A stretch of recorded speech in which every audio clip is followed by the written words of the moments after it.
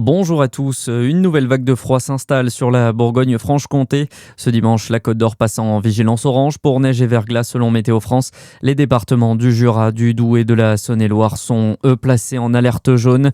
Les autorités appellent à la plus grande prudence, en particulier sur les routes. Sur l'ensemble de l'épisode, les hauteurs de neige devraient atteindre 1 à 3 cm, prévient Météo France. Des militants écologistes se sont mobilisés hier proche de Besançon. Une action menée par une dizaine de responsables de collectifs environnementaux pour rappeler que les terres agricoles risquent de disparaître. Ils se sont réunis à Marchaux, Chaudefontaine, proche de l'autoroute A36 pour interpeller l'opinion publique ainsi que les candidats aux élections municipales. 2 banderoles ont été apposées sur lesquelles on peut lire "Qui sème le béton aura la dalle" ou encore "Nature à préserver contre vide à combler".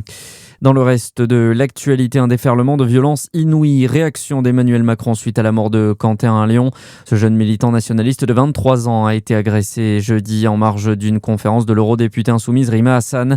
Le chef de l'État a également appelé au calme, à la retenue et au respect. Jack Lang dénonce un tsunami de mensonges. L'ancien ministre de la Culture prend la parole dans les colonnes de la Tribune dimanche après sa démission de l'Institut du monde arabe suite à l'ouverture d'une enquête sur ses liens avec Jeffrey Epstein.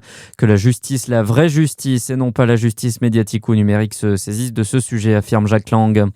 Le sport, direction les JO de Milan Cortina, déjà avec de nouvelles médailles hier pour la délégation française en biathlon. Océane Michelon a raté de peu le titre olympique sur le sprint. La jeune biathlète savoyarde repart donc avec de l'argent autour du cou et la doubienne Louge en mono avec du bronze.